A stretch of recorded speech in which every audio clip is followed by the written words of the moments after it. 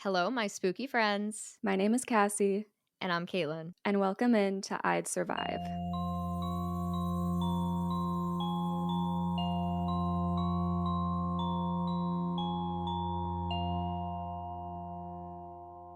Happy Monday. I don't know if we've ever mentioned that we record these every Monday, but this We is our sure do. Monday, and it makes hmm my Mondays so much better. I know. It's like Monday morning. We get to Yeah, just talk about horror movies for a couple hours. yeah. My week in horror has been quite something, so I'm going to throw it over to you first to take the Ooh. floor and get me up to date on what you've been up to this week. All right. So, what my past week in horror, I pretty much just watched The Silence of the Lambs for the first time, which is it's really interesting because obviously this is a movie that people kind of debate whether it's horror or not, and I totally understand that debate. Nor do I actually care like Yeah. whether you label it horror or not. It doesn't matter to me. But it does kind of feel a little bit more like an episode of Criminal Minds, like really fleshed out. That's how Yeah. I felt watching it because it's like a lot of behavioral analysis and all of that. But yeah, no, it was a cool movie. It's just disgusting, but cool. Yeah, absolutely. I remember that's just such a classic. Like, you gotta watch it. It's one of those movies. Yep. And I remember I kind of felt like it wasn't very horror to me, but I still enjoyed it. And I think some people just like when you go in with certain expectations for a movie, obviously that's gonna like curate your experience. But I don't know. I think any horror fan has got to watch it. And you don't have to like it, but you gotta appreciate it. Oh, absolutely. And like I agree. I don't see it as super horror. It's more like crime thriller. And it Yeah. wasn't my favorite movie of all time, but I can look at it and respect it because Hannibal Lecter is such an interesting, cool character. Like I Yes. respect that. And I mean it's beautifully crafted. Also, I love it because it's the 90s like grainy film aesthetic and I'm just like, "Oh, it looks so good." We Made me need so to happy. just bring back all 90s cameras. Let's forget how advanced we are in tech and just I go back to don't those cams. I don't want digital. Like bring No. back the film. Yes. It's so much prettier. It's so special. Like, I've seen people do that here and there now, and I'm like, "Okay, we need to keep doing that." Like, bring people want Yes. it back, so bring it It back. makes such a difference to me. Well, my week in horror Oh god. Okay. My week in horror consisted mainly of me trying to decide what movie to cover for this episode. That's right. Weeks ago, I had it planned what movie I wanted to cover for this episode, and I finally watched it at the beginning of this week. And it was quite the experience. And Oh. at the end, I was like, oh, I won't be covering this. And I was so and I was so sad because I'm so open to having weeks like that where I'm like, let me just watch a new movie that I've never seen before, and whatever happens, no matter how bad it is, like just cover it because it'll be fun. But it wasn't Right. even that. It wasn't even like bad entertaining. It So was just there. the first movie that I considered for this week was Mansion of the Doomed from 1976. And Oh. I just wanted to cover a 70s movie in general because that is like a specific horror decade that I'm not super tapped into. And the synopsis is what hooked me for this movie. So I'm going to read it to you and you're going to agree with me. Like, how can this not be worth telling? Okay, yeah. Okay, so the synopsis is an insane surgeon finds himself up to his armpits in eyeballs after guilt prompts him to begin removing the eyes of abducted people in hopes of performing transplants on his daughter, who lost her own in a car accident that he caused. Ooh, yeah, that's juicy. It's juicy. Like, this crazy man that's like guilt ridden over his daughter starts kidnapping people and stealing their eyes. Like, that's horrifying. That's crazy. But the thing is, the whole movie, zero suspense. Like, it Oh, wasn't filmed like a horror movie, it was filmed like a drama. I don't know how else to describe it. interesting. And it was so repetitive. It was just like he went and kidnapped someone. He tried the eye transplant, it failed. He went and kidnapped someone, he tried the eye transplant and failed. He went and Oh. it just did that the whole time. The ending got a little juicy because like the daughter like helped free the people in the end. Ooh. And you know, that was a fun twist, but other than that, it was like I can't sit here and be excited about retelling this. Yeah. So then I was like, okay, let me try something else. Let me try something a little more safe. So I went for a title that I have heard of, And it was also another 70s movie. So then I watched When a Stranger Calls. Oh, yeah. I've heard of Um, that. yeah, it's one of those for me too, where I was like, I know that title. It got a remake in 2006 that I think did relatively well, but the original is 79. Okay. And the whole thing with this one is what like hooked me into watching it and thinking it was going to be today's episode, which spoiler alert, it is not. Um, apparently, the opening scene of this movie is what Scream is paying homage to in its opening scene. Whoa, okay. Yeah. So the synopsis for this one was a student babysitter has her evening disturbed when the phone rings. So begins a series of increasingly terrifying and threatening calls that lead to a shocking revelation. Oh my god, that sounds amazing. Exactly. So I watch it and I cannot describe this movie more perfectly than the top letterboxed comment Oh, describes this okay. movie.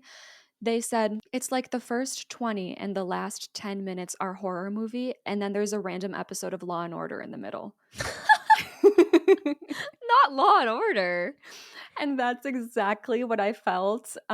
It was very crime drama for the most part. Oh, okay. And I'm not a Law and Order girly. So I was really No. hooked in the opening scene and how things wrapped up in the end, but the whole middle I was like, again, I cannot be excited about sitting there and talking about this. Yeah, yeah, yeah. So then I'm getting desperate, right? I'm like, please, want the 70s movie. I want a good 70s movie. I need this decade to prove to me that it has good movies. And I know it does. I know it Uh-huh. does. Uh-huh. So I went running into the arms of Wes Craven. Absolutely. There you go. And thankfully, it did the 70s justice. It scarred me, and I'm here to scar everyone else today. Yay.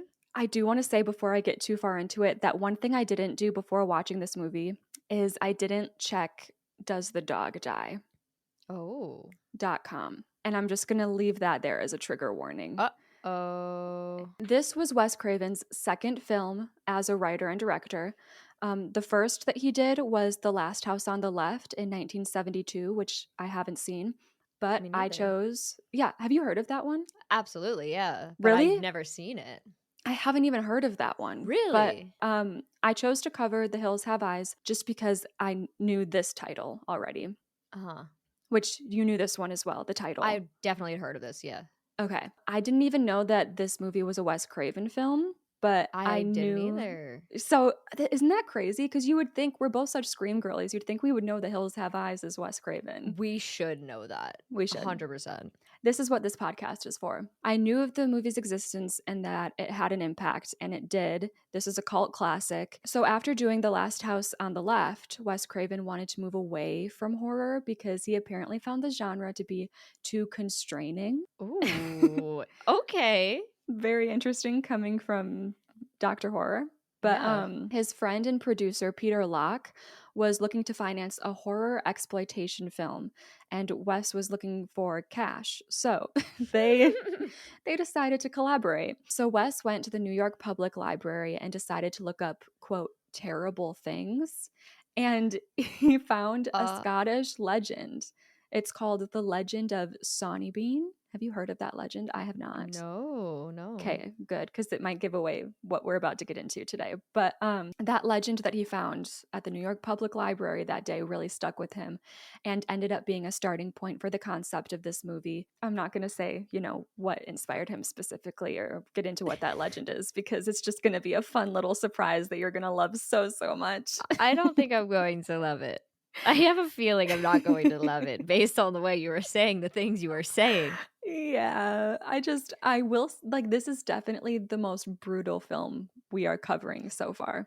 Girl. And also, he cited the movie Texas Chainsaw Massacre as a major Ooh. inspiration for this. Ooh, okay, cool. If that gives you any idea of what the vibe is going to be All like. right, yeah, that's a gritty horror film right there. Oh, yeah. So, filming took place completely I'm about to say the name of a desert, and I don't know if I'm going to say it right, but is it the Mojave? It's in Mojave? It's one of those. Mojave. It's one of those. That desert. That one. In Victorville, California. So the conditions were pretty grueling, reaching over 120 degrees during the day, as low as 30 degrees at night. The cast was paid minimum wage and the crew was non union. And they were working 12 to 14-hour days, 6 days a week. Apparently, the crew started off like pretty unenthusiastic about this project, but as filming went on, Wes's zeal for the project made them feel like they were really taking part in something special. So that's what kept them going. Yeah, no, nope, I couldn't. not happening. No. It's crazy though because you said that, which Texas Chainsaw Massacre I know also had horrible filming conditions in terms of Ugh. temperatures and things. So it's like Mm. that's what it was inspiring to him. Let's not let's Right? not make good working conditions. Jeez, that sounds Right? awful. Thank God. It's so good we're more strict about that these days because I would say Yes. like probably 80s and anything before. I'm guessing it was pretty 50-50 on what working conditions were Oh, like in I'm the sure. entertainment industry. But that's all I'm gonna give you for background, and we're gonna Okay. get into it. So we start with some establishing shots that introduce us to the setting. Like I said, we're in the desert. There's only one main road, and off of this road, there's a junkyard and a very small beaten down building that has a spray painted sign out front marketing itself as Fred's Oasis. Hmm. And written underneath that is no more gas for 200 miles. Ooh. So it's a really little gas station. And on the sign, it's literally spelled no mo, like NOMO. No mo. We see the gas station owner, Fred himself, and he's packing up his pickup truck with all of his essentials, most importantly, a cute little piglet. And Oh. he's pissed off for two reasons. Okay. One, he's on his last swig of alcohol. That's annoying. Oh, dang it. And two, he's mad at what he calls, quote, a group of cutthroats. And he thinks that if they knew he was leaving, they'd kill him. So Oh. he's planning on completely leaving the desert for good. And he's about to get in his truck when a girl, probably about in her early 20s, late teens, I don't know. It's hard to tell in old movies what the age is because everyone looks Yeah. older. You're so true. And I think they cast it older a lot more. So Absolutely. but yeah, she appears when he like suddenly turns around. She's like right there and he's like, "Oh my god, hello." And he knows her. Her name is Ruby, and she has shown up with a bag of goodies for him, hoping that she can trade with Fred. And this seems to be something that they do a lot, but we never find out what's in her bag that she wants to trade because Fred turns her down immediately. He says no trading today or ever again for that matter, Ooh. and that she and her group have gone too far, and the trooper has been like sniffing around and the Air Force has been through twice, and Ooh, not the Air Force. yeah, like there something is happening around here, specifically I guess with this group of people he's talking about that's been getting him into Yeah. trouble. So he yells at her, shocked that her group has the guts to rob the Air Force. Uh, Yeah. I'm not gonna do that ever in my life. So So I don't know. That's a bad idea, if you ask me. yeah, if you're gonna decide to rob someone, the Air Force is quite a place to do that. Yeah. But also don't rob anyone. Anyways. Yeah, don't robbing is bad. But anyways, she just argues that they were hungry and they had no other choice. So like we're in the middle of nowhere. Clearly there's an Air Force base somewhere nearby, Mm. and this group of people feels like they have no choice other than to go rob for food. Oh, jeez. And so he asks if they even got any food this time. And she's like, no, just whiskey and radios. Like, radios is in like little talkies, walkie talkies. That is why she's here. She's hoping to trade for some food now because, again, they're hungry. But Fred tells her that he's got nothing left to trade and he's out of here. So she asks if he'll take her with him. And he laughs in her face and tells her that she could never pass out there with the quote, normal folk because she doesn't know a knife and a fork from her 5 fingers and she stinks like a horse. Whoa, whoa, whoa, whoa. Yeah, Disrespectful. very. And she grows more passionate, begging for him to get her out of here. And he just asks if her quote, pack knows that she's doing this, and specifically Mm. if Jupiter knows. And Jupiter. Hold on. Jupiter, this whole pack of people that we talk about, they all have very interesting names. Except like Ruby has a normal name, but the rest of Yeah. them, we'll get into it. Okay. So she looks a little ashamed of herself because no, her people don't know that she was about to try to leave just now. And he tells her that her dad would kill her if he knew that she was trying to leave. And she turns it back on him, saying that Papa Jupiter would do just the same to him if he knew that Fred was leaving. Oh, Papa Jupiter.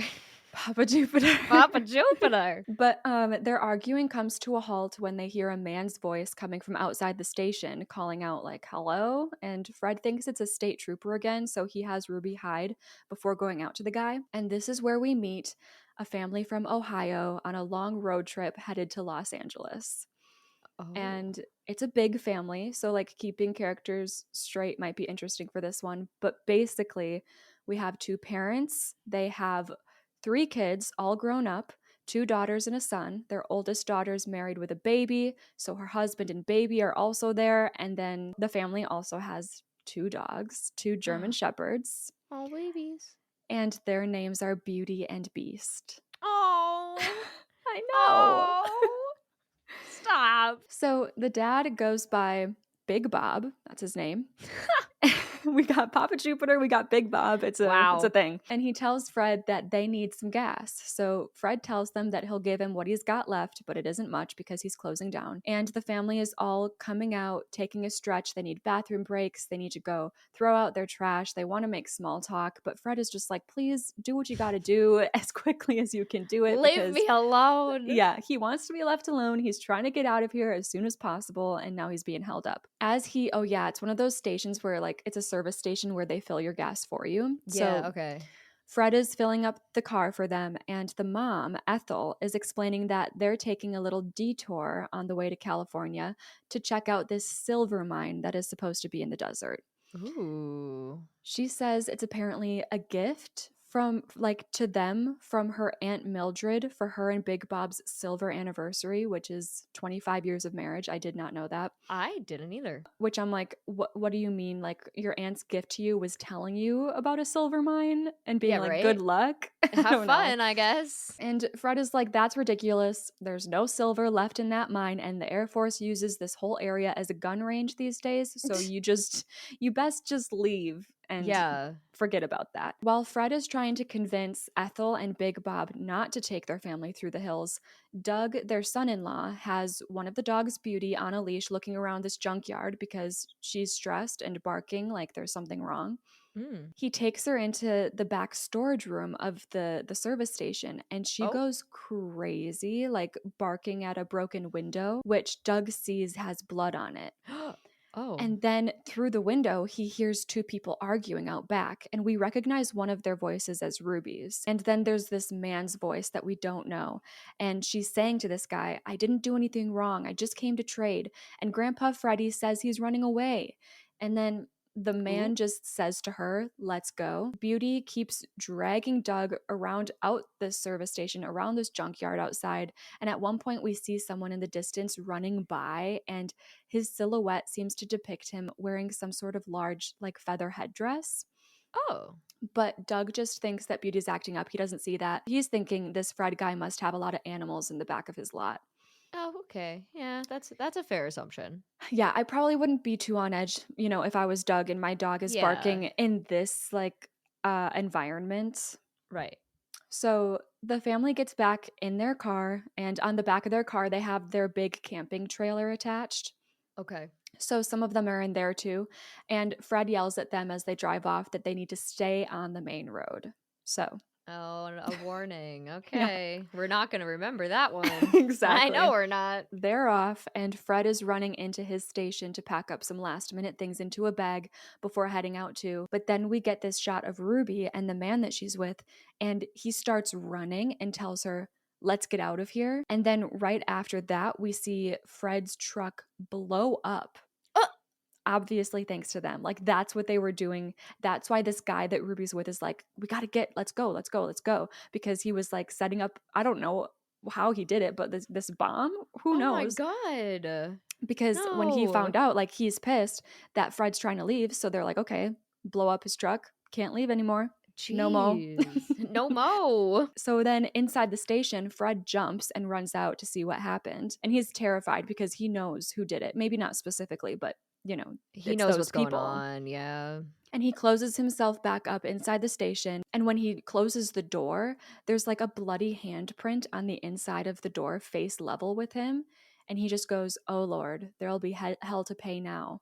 and he takes a seat on the floor with his gun just ready, like clutched to his chest. Oh, yikes. I don't know what the bloody handprint was for. I don't know if it's like a sign of like we're gonna get you type of Yeah, thing. like kind of just like a bit of a threat or something. Yeah. So then we get some wide shots of the road trip family driving along the road, and we realize that our POV is from like the rocky hills of the desert. Ooh. And then we hear a man who calls himself Pluto speaking over a radio. And Okay. he's contacting his mom, who he just refers to as Mama. Sometimes they call her Mama, sometimes they call her Mama Jupiter. Mama and Papa Jupiter. Yeah. And he asks her if she sees the car and the trailer that's driving along the road below. And she responds sarcastically, yeah, that's what Mercury said, if you can believe him. So Mercury is the name of the man that was with Ruby at the station and saw that No. family there. So he went running home and being like, there's this family, they got the car, they got a trailer, they're coming through. And now Pluto is seeing this too. And he's like, yeah, they're coming. In the road trip family car, we have Big Bob driving, his wife Ethel in the passenger seat, and their youngest daughter Brenda in the back, along with their oldest daughter Lynn with her little baby just in her lap, no car seat to be seen. Oh, It's the okay. 70s. It's the 70s. And they have driven off the main road. Of course they have. No, that's exactly what you would expect from them. So, point one, me and Caitlin wouldn't do that. No. We're not driving off the main road. If we stop here, we're 100%ers because nope. Brenda specifically is very stressed about their detour because she thinks that they're going to get lost out here and become, quote, human French fries in this desert heat. French fries. Yeah. Yeah, right. But Ethel's like, no, it's fine. We should be there soon. And she's focusing on the map in front of her and she assures them, we're on the blue line and we're almost there. But then Lynn is like, Mom, if we're even on that map at all, we wouldn't be on a blue line, we'd be on a dotted line. So then the daughters take hold of this map because they realize Ethel doesn't know how to read one. And Me neither, girly. yeah, same. And they find that they're currently inside the Nellis Air Force Range, a nuclear testing site closed to the public. Okay, see that I'm not going in there. Nah. I'm not in any way, shape, or form putting myself in a nuclear testing zone that's like owned by the Air Force. I'm terrified for my life at that point. I'm going to Absolutely. jail or I'm getting murdered or something bad is happening. Yep, or we're gonna blow up. That too. So yeah, no, maybe I'd be stressed about the just getting off the main road at all for the silver mine, but then it's like, okay, we're lost now in a nuclear testing site. Now I'm scared. Yes. So Big Bob gets frustrated with everyone because he's trying to like drive this car and he thought that they were on the right track. Uh-huh. And everybody's shouting and screaming and arguing. And he's like, okay, shut up. We're not in a bomb range and we're not goddamn lost. But then he gets cut off by the loud whoosh of a military jet flying right over them. Oh, scary. And then another one comes right on its tail. And they're so loud and like shaking the ground as they fly Yeah. past. Ooh. And so much so that Big Bob loses control of the car. Whoa. And he's really freaked out. And they end up crashing into a tree on the side of the trail. Oh, They're on, I like, this- wasn't even picturing trees. I was You know, picturing desert. It's hard to explain this desert, and like nature is kind of like an important setting in this movie because it's not like totally desolate flat. Yeah. I mean, I mentioned that we are next to like this hillside, like, and by hills Right. I mean like huge rocky hills. Okay. But they're like on the flat land and the desert is obviously expansive, but there's like a lot of brush. There's trees, but they're like pretty dead Okay. and like dry. And so there is a lot of like nature. It's not just literal sand. Gotcha.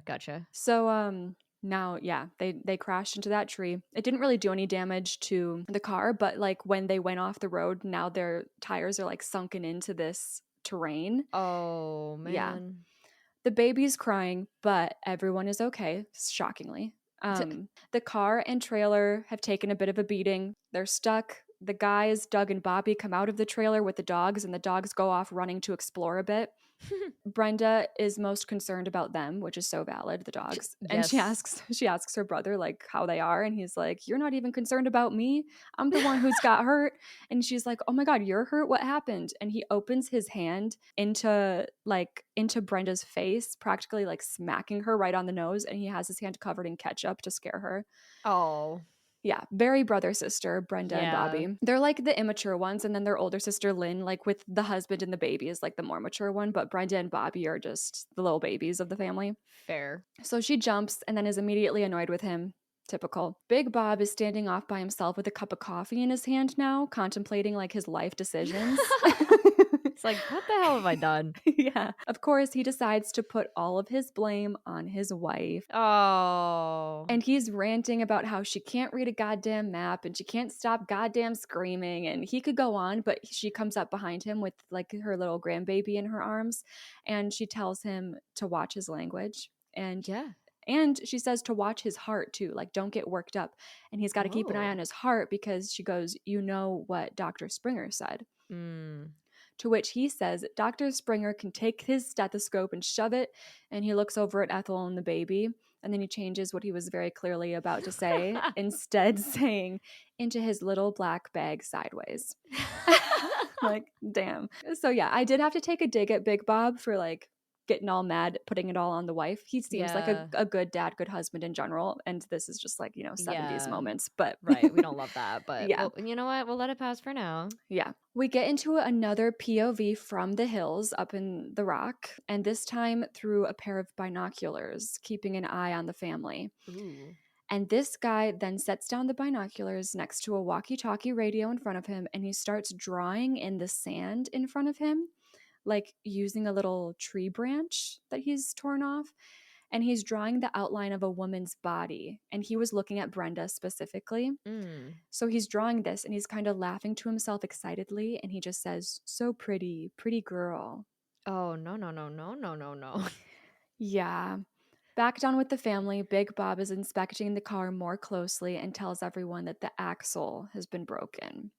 So it looks like they'll be walking. And Where? exactly. Nobody likes the sound of that, but Ethel is especially scared as she informs everyone, rattlesnakes can reach lengths of 20 feet and can kill you in 8 minutes. And Big Bob just laughs at that as he hands a pistol over to his son Bobby, and then he also has one ready for himself. He doesn't think they'll come across any rattlesnakes, and he's like, it's fine, we'll I'm figure this glad he out. thinks that's funny. That's I would not be laughing if someone was worried about rattlesnakes. That would feed into yeah. my paranoia, and I'd be spinning right with them. Right. Like I don't even have like a particular fear of snakes, but if I'm Hmm. in a desert and they're like, Hmm. "Oh, by the way, a rattlesnake that could just, pop out and kill you real quick." Yeah, then I'm Yeah. going to be scared of snakes. Yeah. No, like a poisonous snake specifically, terrifying. Yeah. Have you ever like seen a snake in the wild? Not like at the zoo or something, but Yes, but like mostly just garden snakes. okay. So I've only ever once seen a garden snake. Oh, It was like really? when I was hiking at like a nearby spot, and I was so like I didn't know I didn't fuck with snakes like that. Like I was so scared. I was like, oh my god. My parents found a garden snake in the house like last year. So, yeah, Oh my it had gotten god. in like through like under the house and came through the heating vent and just Oh was like my. in the house. That's oh my god, that's terrifying. I have Yeah. this weird irrational fear that there's going to be a snake coming up through my plumbing like from the toilet. I don't know why. Ooh. The image like pops in my head a lot and it freaks me out. Oh, yeah. No, I don't want to think about that. Like, Yeah. I, I'm I don't mean to good. put that in anyone else's heads. I'm putting enough in your heads today. Let me Y- stop. yeah. Jeez, girl. So, the eldest daughter, Lynn, goes to check on her sister, Brenda, who's sitting at the back of the trailer with one of the dogs, I think Beast. And she's just trying to keep her optimistic because Brenda's getting scared. She doesn't want to be that human french fry. And now this happened. And when Lynn says that she's just uncomfortable, like it's okay to be uncomfortable, but you don't need to be scared, Brenda insists that it's more than that. Ooh. And she's kind of looking out at like the hills beyond, like she's feeling uneasy. And Lynn's husband, Doug, calls out asking if she can grab his jacket from inside the trailer. So she goes inside, and on the couch on top of Doug's jacket is a gigantic spider. Like, Oh, nope, nope. And I'm done. And I leave and I'm out and I'm dead. You're like, R.I.P. me. snakes, sure, we should be worried about that. Spider? Spider? Absolutely not. Oh, no, no, no, no, no, I don't do spiders. No, the lore too behind this is apparently they just found this giant, it's a huge spider. Like, I don't, it's like a Mm, crumble mm, cookie mm, size mm, spider, mm, okay? mm. I can't. And apparently they just found it like on set. So they're like, "Oh, No. let's use this." Oh my god, Um nope. Let's run away from it. Let's actually cancel the entire movie. Like throw it away. That's okay. So Lynn is very slow in her approach and she manages to grab the jacket out from under it and like she causes the spider to like fall to the ground No. and then she starts stomping on it and we Uh, don't see it. We don't see like her actually stomping on it. So the spider was not harmed, maybe to Caitlin's dismay. Oh, But what I if I see a giant spider on a jacket, I'm like, oh, that's too bad. I guess we'll just have to buy a new one. yeah. That's Where not happening. so some gasoline, where are the matches? Uh-huh. Not a chance. I'm not touching that jacket. Oh my god. So yeah, she takes care of the spider and Brenda hears from outside the noises from in the trailer. Yeah. And when Lynn walks out, she's like, "What was that?" And Lynn just is all chipper and she's like, "Oh, nothing." And she No. heads over to give Doug his jacket and he is putting a plan together with Big Bob and Bobby, they're being the men of the Oh family. yeah. um, because they've realized that they don't have a signal with their radio. Mm. So they can't like send out an SOS. So Doug is going to start walking in the direction on the map that looks like it should lead to some sort of building, some maybe a military institution. Okay. And then Big Bob is going to head the opposite direction back to Fred's service station to either borrow his pickup truck, or yeah, or either that or borrow like his phone to call for help. Wait, so these two men are going off by themselves? In opposite Okay. directions. Okay. I don't know if I established this, but I will say that it's like the sun is high in the sky. It's like the middle of the Okay. day. So at least we have that. I feel like we should at least go with like buddies. Right? At the very least, groups of two. I think they're thinking like the girls can be of no help. Like the girls just need to like Yeah. stay here and to be, and they're like keeping Bobby here with them to protect them. And Mm, then, it's like that whole mindset. okay. And the girls don't love this idea because it's literally a 15-mile walk back to the service Oh, station. Yeah. yeah, that's crazy. But Big Bob is like, nope, I'll make it by sundown and it'll be fine. He doesn't think he'll have to walk back. He thinks he'll make it there and like he'll get picked up by someone and they'll come and pick them up from there. He's like, it's How fine. long I can do 15 miles by sundown. And I'm like, okay, I how long couldn't. does it take to walk 15 miles? God, if I'm in shape, first of all, I could run. Last time I ran a mile was like a 7.5 minutes. That's a good mile. That's a good mile. I'd probably be like 10 minutes nowadays. And that's Yeah, if I'm 10's like, like a jog. exactly, that's if I'm keeping up a jog with, which I can't do that for 15 miles straight. And this is like an older guy. He's like in his reaching 50 probably at least. Yeah. And he's got those Jeez. heart problems apparently. So it's like, oh Oh dear. boy. So yeah, but they have two guns among like the whole family. So Big Bob has a gun. He's going to keep his. And then he leaves Bobby with a gun again to protect the girls. And then Doug is just not going to have a gun. So, like, good luck, Doug. Oh, okay. The family all crowd around each other to say a prayer before Big Bob and Doug go their respective separate ways. And we get another POV shot from the hills and hear Pluto saying into his radio, "They stuck good. Easy pickings now." They stuck good? They stuck good. They talk like Oh, that. They talk like a very cartoonish, like almost hillbilly vibes. You know what I mean? okay. Yeah, yeah, yeah. We do end up getting a backstory about the whole situation, but right now it's like, okay, these people clearly like they're not educated or have had the chance to be because they've Uh-huh. just grown up in the middle of this desert in the hills. And so like their vocabulary often reflects that. Okay. Down by Bobby and the girls, they're putting a spread of sandwiches together for some lunch. And both of the dogs are staring up into the hills like they know something is up there. And No. Beauty specifically like starts whining and crying like she knows like something's up. She's stressed. So Oh, jeez. Bobby has Beauty go into the trailer because he just wants her to go in and calm down and lay down, which doesn't really seem to make too much of a difference because now she's just at the window still whining. No. I know. Oh my God, these German Shepherds are so cute. And I literally looked up, we'll get to some stuff again. I keep wanting to get ahead of myself because where this goes is just wild. But I want you to keep in mind that apparently the dogs were like better taken care of than the humans on this set. And maybe that's not a good thing. Maybe we should It's care more about the not. humans, but I'm happy to know that the dogs were pampered. It's not a good thing, but I'm with you on that. Yeah. Then their mom, Ethel, is like, she can probably sense the rattlesnakes. Ethel never stops yapping about Oh my rattlesnakes. god, she's really stuck on that. And Brenda looks at Beast, their other dog, and he still has got this look in his eyes watching the hills too, but he's just sitting there quietly while he watches, like very diligently. Mm. And she asks why Beast isn't putting up a fuss like Beauty, to which Bobby responds that Beast never barks until he's ready for the kill. He likes to catch his victims unawares.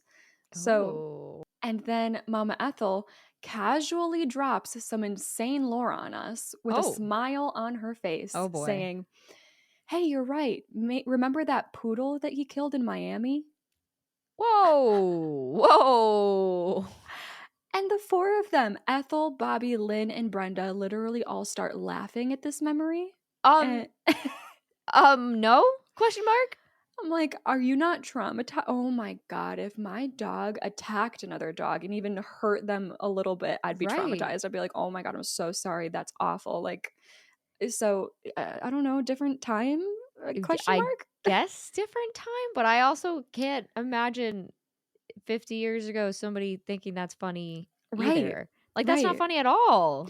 I do think like back in the day, dogs were more used than ever as like guard dogs and like Mhm. hunting dogs and like keep people away. And now they're That's more like true. cute little fluffy house pets.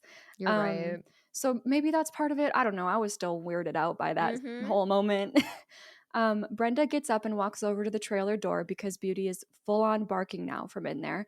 And when she opens the door, Beauty goes running off into the hills. Bobby starts running after her, yelling to get back. And Beast, who's tied to the trailer still, starts barking and pulls against his leash, like wanting to run after them too, but Yeah. he can't. And up in the hills, Beauty is running, and she's getting coaxed to come closer to a voice that belongs to someone that we can't see. Whoa. But we put together that it's this Pluto guy, Yeah. the one who's like been watching them, and he says, "Here, Beauty, come here, girl. Hey, pig, come here." Ew. And we go back to Bobby, who's trying to run and keep up through these Yeah. hills, but he's lost eyes on Beauty, so he's just like aimlessly yelling for her. Aw. And back to Beauty, she's getting and back to I'm getting so excited to tell the story that I'm like stuttering even more than Oh my usual. god. Back to Beauty, she's getting closer and closer to this voice, to closing in on her prey. But when she finally reaches Pluto, we get this shot where his legs are like in the foreground and she's running toward him and jumps up and attacks. Oh.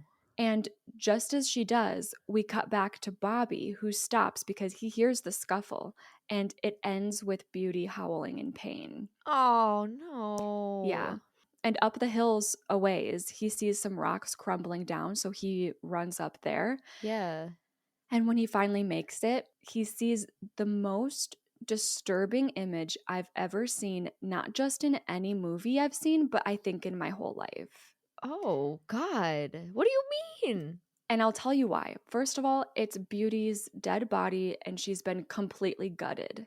Like, Oh, it's gross. very gruesome. But when I was like looking at behind the scenes stuff for this movie, I unfortunately found out that this image is an actual dog carcass that What? yeah, that they bought, and like it's a No. mystery as to where they bought this dog carcass, but it's giving black market, and I wanted to throw up. I didn't know when I first saw the shot that it was a real dog. And so I was like, thankfully, I was like, oh, wow, crazy effects, haha. Yeah. But then, like, when I went back through and was like writing the script for this episode, the recap, I literally had my hand on the screen at this part. And I was like, okay, I Yeah. don't want to see that again, knowing it's real. So That's horrible. Oh yeah, definitely illegal probably. Yeah, what do you mean they bought a freaking dog carcass? That's crazy. I don't know if I want to know if it came to them like that or if like they just bought one and they did that to it. Like I can't I'm traumatized. Oh, That's the most traumatizing part of this whole movie to me. So if you guys can get through this part, we're golden from here. okay. So Bobby is in shock, but then something jumps out from a nearby bush. So he hightails it back down the hills. He doesn't even look at what it was. Mm. But on his way down, he like trips and falls, and we hear a thud. And then we cut back to the trailer again with the girls. Oh. It's already starting to get dark now. We've like, yeah, Uh-oh. where time is passing. And Bobby still isn't back, neither is Big Bob or Doug. So Lynn goes into the trailer to check on baby Katie, who that stresses me out so much. There being like this little baby, I would say Yeah. can't be more than 7 months old. Oh It's like, gosh. Yeah. so Lynn goes to check on baby Katie, who's on the couch next to Mama Ethel, while she tries to get her radio working to like contact someone for help. They're still trying to figure that out. Right. But she can't figure it out. And Lynn laughs at her because Ethel's just saying into it, Maypole, instead of Mayday. Maple? Are we talking about Midsummer? Help. Right? And Lynn tries to use it herself. And when she does, she manages to like get on this frequency where they hear something. And we Okay. cut to Pluto's spot in the mountains, and Lynn's voice comes out of his radio asking for Oh. help. And he picks it up and just starts breathing into it. Like, Ew. yeah. As a response, and Ethel and Lynn are just looking at each other freaked out, and they just say, like, it sounds like it's some sort of animal. Lynn's getting stressed that none of the boys are back, and when she walks back outside, she notices that Brenda is gone too now. So she starts calling out for her. Wait, Brenda? Did Yes. we see Brenda leave? No. Okay. We're like sitting here like, what the heck? What is Brenda? You can't be walking off too. Yeah, what are you doing, girly? We cut to Brenda, who's now walking through the hills with Beast on the leash, and she's trying to find Bobby. Girl. Yeah. Everybody wandering off on their own is killing me. Mm-hmm. She hears Lynn's calls, and she calls back to her that she's just going to be a minute, so she's not too far away, but she's just trying to find Bobby. Beast is dragging her through these hills, and at one point is too strong, and he breaks off and like runs away. Oh my god. Yeah, like she can't keep a hold of the leash. Yeah. So Brenda's left on her own, but she at least brought the gun that Bobby had left behind with them, which is probably why when we see one of these desert hills people hiding in a nearby bush, they decide to keep hidden. But Mm. we hear noise coming from ahead, and Brenda tenses up, unsure if she even knows how to use this gun if she has to. Yeah. And we get a bit of a jump scare when a silhouette comes to light, but it's just Bobby, and Beast apparently found him because he's got Beast on the leash.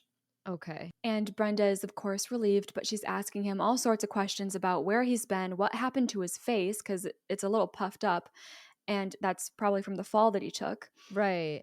But he's just looking exhausted and traumatized because of what he saw. Yeah, that's fair. And he doesn't say a word. He just keeps walking down to the trailer. Like, Ugh. yeah. So now we cut to Big Bob. Oh yeah. What's up with him? It's pitch black outside, and he has finally made it to the service station. Oh, he did make it there. Okay. I know, shocking. I was like, okay, could probably not be me. No, absolutely not. He sees the banged up truck, and he's spooked by this like low, almost ghostly howling that seems to be carrying on the wind. But then he sees this metal pitcher with like a spout set on some random barrel, and he puts his hand over the spout opening and it stops the howling. And then he takes it off and it Oh, starts. And then he it's like, puts it back on and it ooh, stops. Yeah. instruments. It's a very Scooby Doo moment. But, anyways, I love Scooby Doo. um, I'll take it. oh, me too. He just shakes off his nervousness. He's just nervous because it's dark and this is a kind of a weird place and, Yeah, whatever. that's fair. So he does have both a flashlight and his gun at the ready, and he enters the service station. And the door, like the front door, was left wide open. So once he makes it inside the service station, he finds a phone. So he picks it up, and you can hear the dial tone for just a second, and then it immediately cuts out. And he's like, Ooh, what is that? what? I don't know what that means. Yeah, what the hell? Like, is someone there shutting it off right away? I don't know. Yeah, I don't I know what that still means. don't know if like someone did that. Huh. So he's just like, what the hell? And then we see the owner, Fred, jump out at the other end of the station behind Big Bob's shoulder, and Fred takes a shot at him, and he misses. And Big Bob takes cover and tries to shoot back, but Fred already has retreated into another room. So Big Okay. Bob keeps his gun ready and he charges into that room, and Fred is hanging from the rafters by his belt, just now having rushed into a suicide attempt. Wha And Big Bob runs for him, grabs his legs, and lifts him up from the beam and is yelling, "Get your stupid neck out of that belt, you jackass." Wow, that's one way to deal with it. Right? He's cured. Wait, how much time passed between the shot and then this? It was enough time, just enough time. It Just was enough like there time. was definitely some suspense building where like Big Bob was like slowly making his way Okay, over. okay. So Fred quickly frees himself and starts hacking up a lung when he's back down on the ground, getting his breath back in check. And Big Bob is like, "I should have left you hanging after you took a shot at me, but Mm, not until you tell me what the hell is going on." yeah. So Fred explains that he thought that Big Bob was somebody else. So he was ready for, Right. the hill people. Right. And when Big Bob tells him what happened this afternoon to their car and that his family's back at the trailer waiting for him, but that they're okay, Fred is like hell they are. Like they're Oh, not okay. They're not gonna be okay. that's a horrifying thing to hear as Yeah. Bob. Yeah. And Big Bob's obviously like, "What do you mean?" And Fred just tells him that there's something he ought to tell him. And Oh, that's when we cut back to the trailer. Bobby and Brenda are back at the trailer with Beast, and Bobby's on edge, worried about the fact that the other guys aren't back yet, just like everyone else is. mhm. And when Brenda asks him if he found Beauty, he says she must have run off. Oh. Yeah. And this time, when the camera POV shifts to the desert hillside people watching them, they're a little bit closer. And Oh, no, no, no, yeah. no, I don't like that. This POV shot is like in the bushes, probably only about a hundred yards from the trailer. Oh, that's close. It's close. Back at the service station, Fred is filling Big Bob in on a story. All right, time for the whole backstory. Oh, hey, backstory time. Let's Yeah. go. He tells him that back in 1929, everything in his life was on track. He and his wife moved out here. It wasn't such a dump back then, and they had a beautiful baby girl with another on the way. And when she gave birth to their second child, a 20-pound baby boy, Whoa. yeah, he almost tore her apart. And by the time he Ow. was 10 years old, he was the same size as Fred and twice as hairy. And What? strange accidents started happening, dogs falling in the well, chickens with their heads bit off. And then in August of 39, so still when their son is about 10, when Yeah. Fred was in town getting supplies one day, he returned home to find his whole house burned to the ground. And he says, quote, "My baby girl was a cinder when I found her." Ooh. But this monster kid wasn't even singed. I knew he'd done it. I hit him with a tire iron and I split Oh. his face wide open. And I was afraid that they would come and take me away, like the police. Yeah, yeah, yeah. I was afraid they'd come and take me away. So I took him out in the desert and I left him there. Oh. Yeah. And I hate everything about this. yeah, it's fucked up. Like, I wonder, there's no more explanation as to why his son was born the way that he was, what specifically was up with Really? him. There's like, it's just basically he was born this way and that was it. Eh, That's not what I was expecting. yeah. Okay. So from there, he says that his son, quote, "stole a whore that no one would miss, and they went on to raise a pack of wild kids." And that his devil kid grew up to be a devil man, and that he leads that pack out in the hills now. Ew. So you could look at this as like a case of like, oh gosh, I don't know, untreated mental illness or like Yeah. untreated something, and just like Yeah. neglectful parents who aren't going to help and they're just going to like beat you over the head. Which when it's to that point where like they killed your daughter, I get Yeah. that you would snap, but it's like, okay, beat him over the head and leave him in the hills. That's going to make it all better. Yeah, that's maybe not the best decision we can make in this situation. Yeah, I think actually I've seen that this movie apparently there's like a metaphorical or allegorical more underline of like privileged communities versus marginalized communities. Interesting. Okay. So Big Bob is looking around the station as the story is being told, probably not listening as closely as he ought to, and he finds a bag full of what appears to be scraps of stolen supplies, and he calls Fred out on it, but Fred doesn't really get to defend himself because at that moment, a huge man comes crashing through the window Oh, behind Fred, grabs him, and pulls him right out through the window. oh, jeez. And we realize it is his son, Yeah. who goes by Papa Jupiter now. Okay. Yes. And Jupiter drags him across the yard to a spot where some tools are laying. He grabs a tire iron and Oh, yep. yeah, and he beats Fred repeatedly in the face with it. Oh, Yeah, and you can see like on Papa Jupiter's face, you can see like there's a huge like he's pretty deformed from like getting beat with that tire iron. yeah. Big Bob was hearing the commotion from inside, but he doesn't see it. So when the noise settles down outside, he still has his flashlight and his gun at the ready, and he makes his way out to see what the hell just happened and finds Fred's dead body strung up on the inside of, I think, an outhouse door. There's like a lot of Oh, random little sheds and buildings around this okay. junkyard service Yeah. station situation.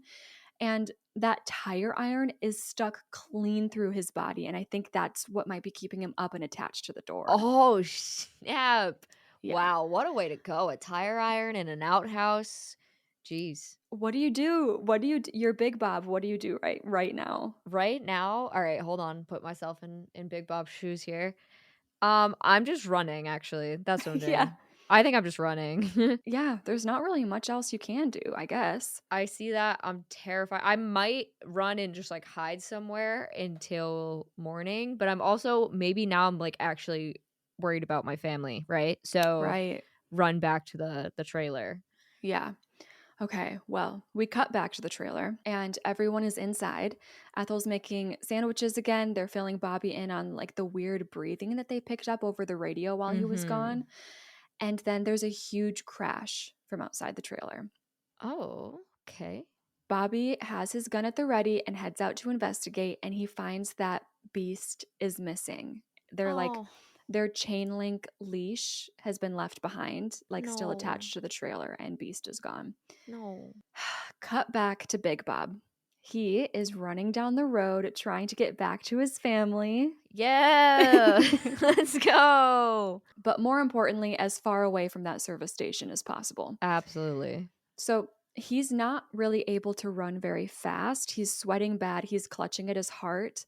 And then we hear a voice somewhat close by call out, "Mommy, Daddy, help me. Daddy, Boogeyman, get me." And the voice Oh starts god. laughing. No, no, no, no, no. I hate the laughing. No. Laughing in horror is always bad. And just like the voice is just like right there with him and taunting him, but we can't see where it's from. It's, ugh. Ew. It's Jupiter, keeping an eye on him. Papa Yeah. Jupiter. And Big Bob knows that he's being toyed with, and he's just like, "You son of a bitch." And he just keeps running. Papa Jupiter's nearby laughter keeps going, and the taunting continues. "Faster, faster. Mommy, Daddy, faster. Does your chest Ugh. hurt? Faster, faster." Ew.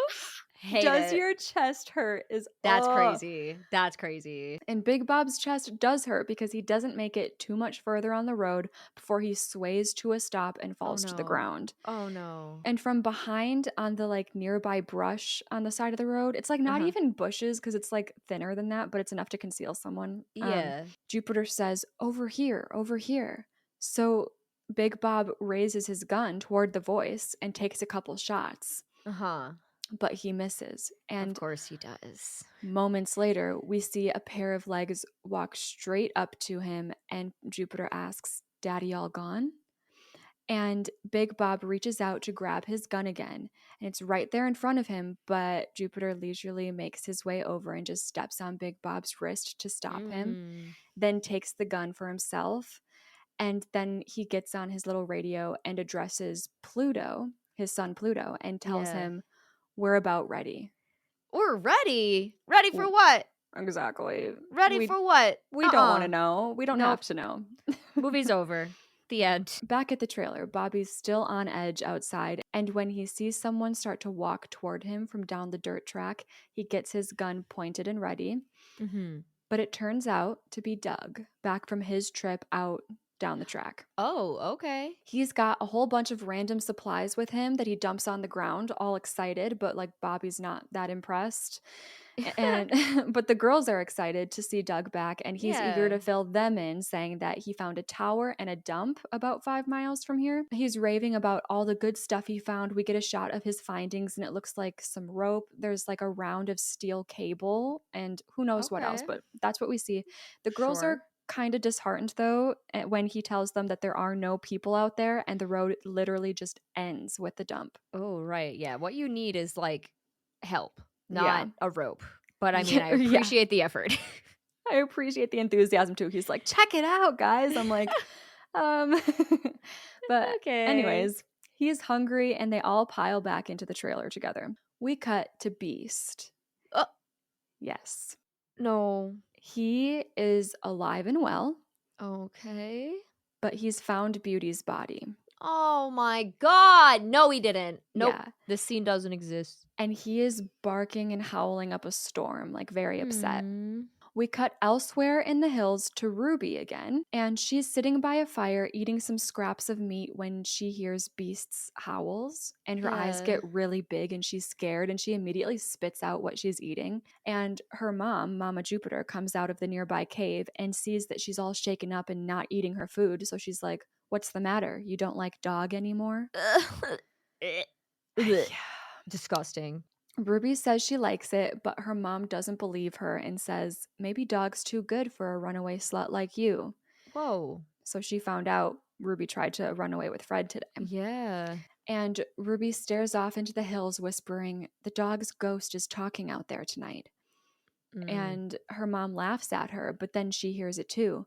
But then they both realize that it's another dog, and the mom is Yeah. excited, hoping that they'll be eating good tomorrow night too. No.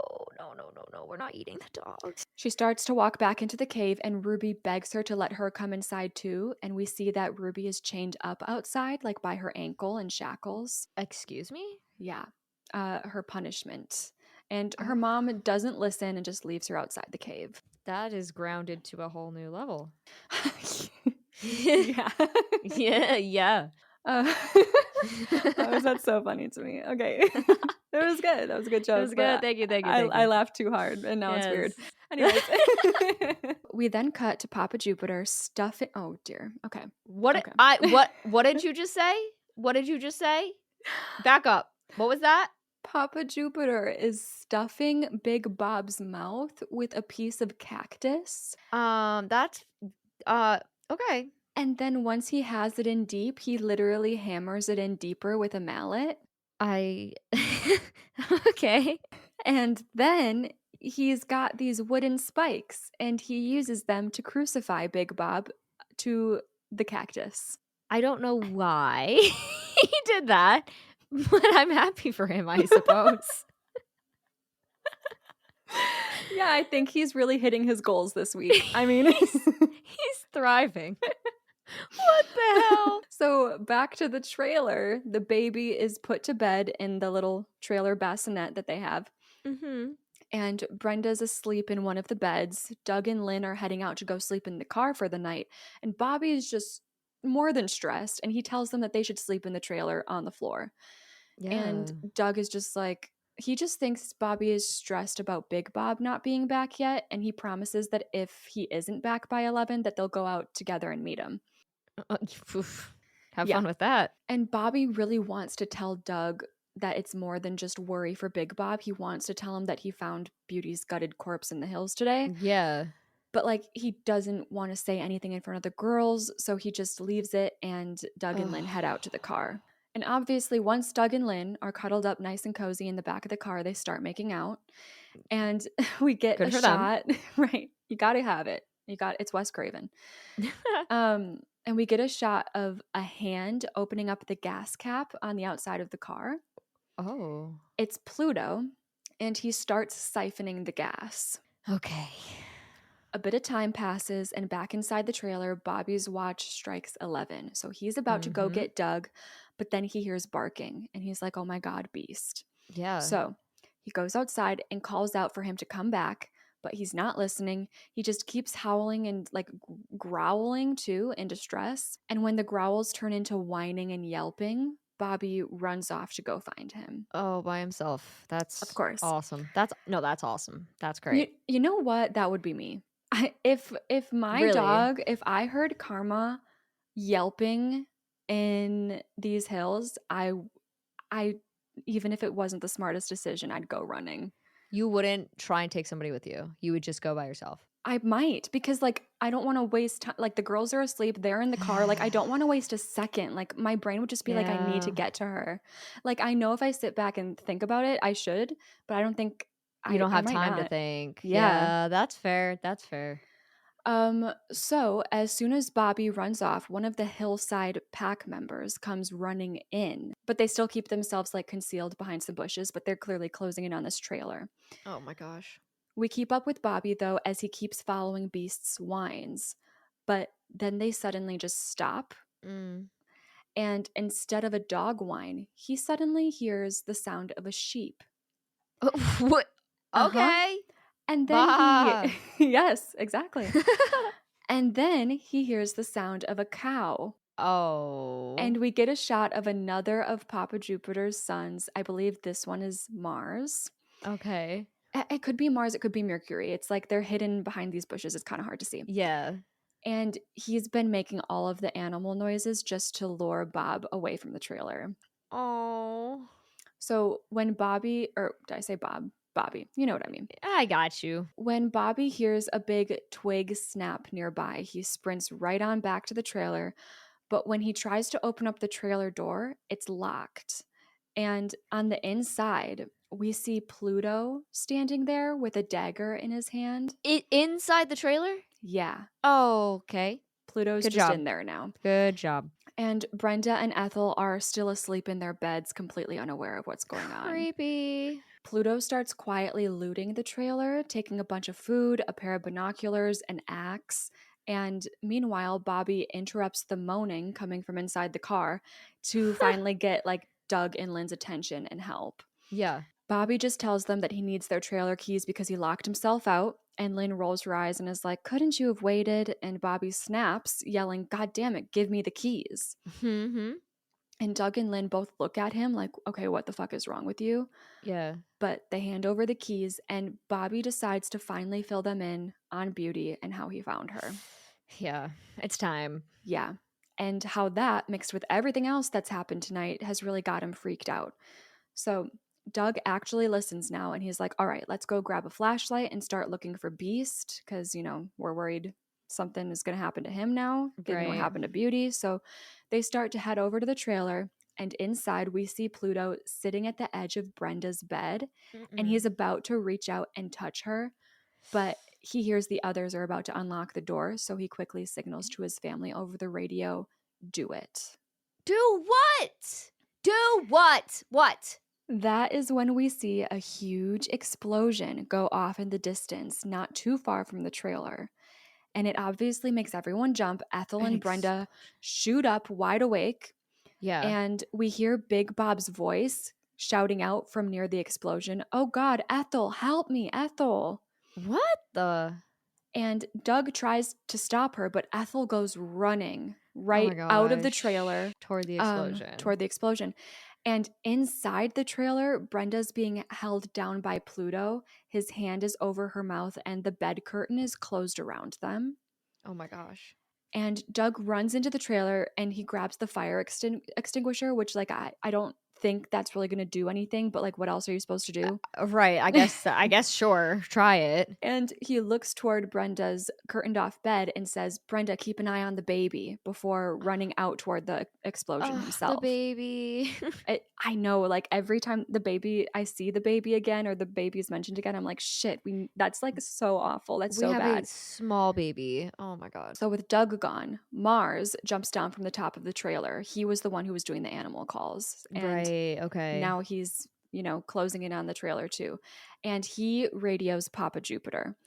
And we hear Papa Jupiter ask if he and Pluto are in, to which Mars excitedly informs him that they are, as he hops inside the trailer, closing the door behind him. Meanwhile, Bobby, Doug, Ethel, and Lynn have all run toward the explosion to find Big Bob crucified to that cactus and Yeah. now burning alive. Oh my God, I didn't realize he was alive still. Yeah. Yeah, he was living through that crucifixion. Oh, okay.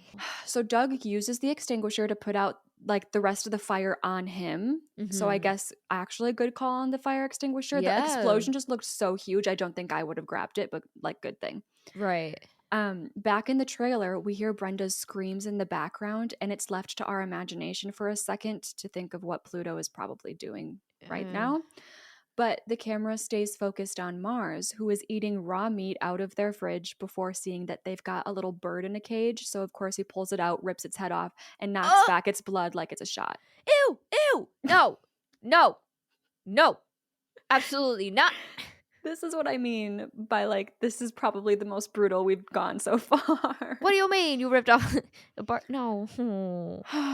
So, RIP to the bird. And Oh. once Mars's hunger is satiated, he takes interest in Brenda's screaming. So he goes back there, and we see that Pluto's on top of her. At the very least, thank God, all the clothes are still on. Okay. And when Mars sees this, he pulls Pluto off of her and throws him to the ground and says, "You son of a bitch." Okay. Right. I'm like, oh, that's not what I would expect, but Standards? What? right. But then he turns a gun on Pluto and says, you wait until you get to be a man. So, Oh, ew. yeah. So, like, the reason he stopped him was because apparently he doesn't Ew. think he has, like, he's not a man yet. He hasn't proved himself to be able, he doesn't get to be with a woman yet. And it's like, That's oh, disgusting. Okay. yeah. This movie is wonderful. Yeah. So wonderful. So Pluto gets mad over not getting what he wants, and he throws a tantrum by tearing the kitchen apart. He like takes an axe to it, literally every surface that he can find. Jeez. And Mars is watching him, but then he notices a little bassinet in a Oh my corner of God. the trailer, No. and he walks over to find baby Katie. Mm-mm. And Brenda's terrified more than ever seeing him notice the baby. Yeah. And then Mars turns to her and says, "Baby fat, you fat, fat and juicy." Oh, no, no, no, no, no. See, I don't think so. I don't think I want Yeah.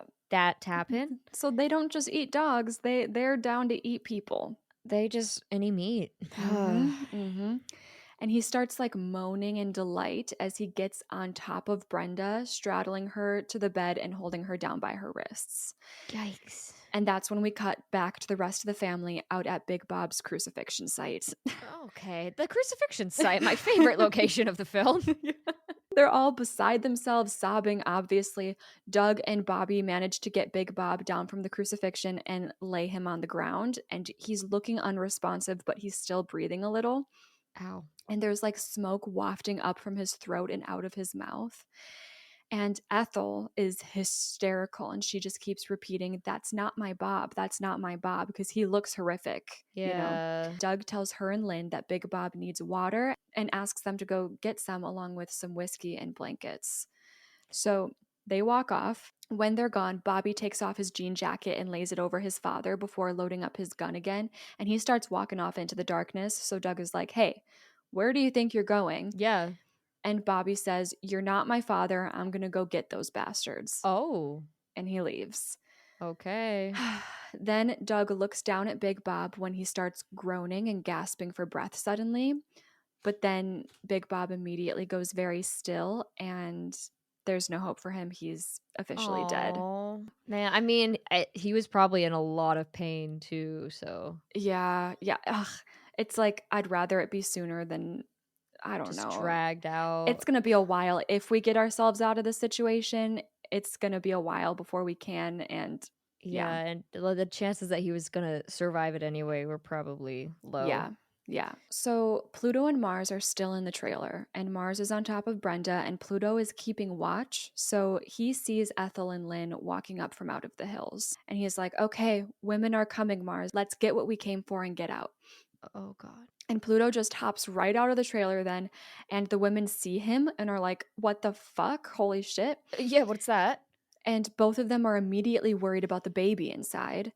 Yeah. So Pluto runs off, and Lynn and Ethel go running into the trailer to find the baby in Mars's arms, and they start screaming. A fight Yes. breaks out.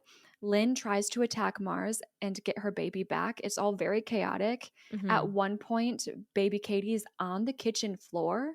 Ooh, no, no, no, no. Yeah, and Ethel is whacking Mars with a broom, Ooh. and Mars unfortunately shoots Ethel in the gut to make her stop. Oh. Brenda on the far end of the trailer manages to get her hands on the Hill Pack's spear that fell on the floor, and she slides it across the floor to Lynn, and it's perfect aim. Lynn grabs it from her spot on the floor and goes to stab Mars, but he shoots her in the stomach before she can No. get the hit. And Brenda's screaming her head off from down the trailer hall, and Mars looks at her. We think she's going to be shot next, but Lynn musters up the strength to keep a hold of that spear, and she Yeah. stabs him in the thigh, Okay. and he's spurting blood, then takes another shot at Lynn. We don't quite see where or if it hits, but Lynn rolls over in a heap on the floor. Oh, okay. Okay. Meanwhile, this whole time, ever since the first shot went off in that trailer, Bobby has been running back to them because he heard that. Okay. Pluto comes back in the trailer to check on everything that's going on, and when he does, Mars picks baby Katie up off the floor and hands her over to him, No. telling him to take her and get out of here.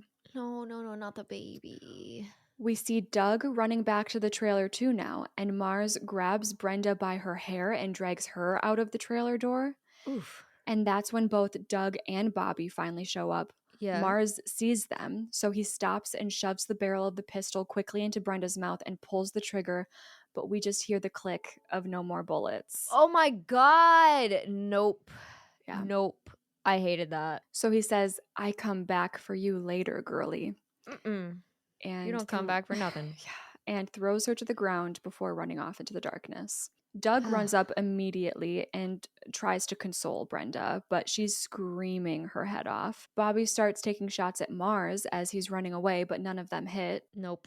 They never do. There's so many missed shots in this Yeah. film. So Bobby takes over, trying to calm Brenda down, holding her as Doug goes inside the trailer to see what the situation is. Welcome. Yeah, he finds both Ethel and Lynn lying in pools of their own blood. And he immediately goes to his wife, Lynn, and he's crying and holding her and begging her not to, quote, go away. I know, but it's clear that Lynn, is dead. When he checks on Ethel, he notices that she's still breathing and she moans a little when he touches her. Oh. So he's like, okay. He wraps her up tightly in a blanket and lays her out on the couch. And once he has her as comfortable as he can make her, it dawns on him that he hasn't checked on the baby. Yeah. So he runs to the bassinet and finds out that she's missing. Yeah. He runs out of the trailer, orders Bobby to get Brenda inside and look after his mom, and then he runs off into the hills. Yeah. I can't. Not a second of hesitation there. Yes. Oh, absolutely. And he is screaming his head off into the darkness of the hills, asking why they're doing this, what they want, yelling for them to give his baby back, all that. And then we cut to a different part of the hills to where Beast is standing on a rock overlooking the area. Okay. And Beast spots Pluto running along with the baby crying in his arms. Ooh. And now Mars has caught up with Pluto too, and Mars tells him he's still got a gun. But Pluto isn't worried because he holds up a little box to Mars and goes, yeah, but I've got the bullets. Yeah. And they both Annoying. laugh. Really annoying. It's like we're in a really tough spot now. Yeah, we're kind of screwed. They both laugh, and then Pluto gets on his radio and tries to contact another brother of theirs, Mercury.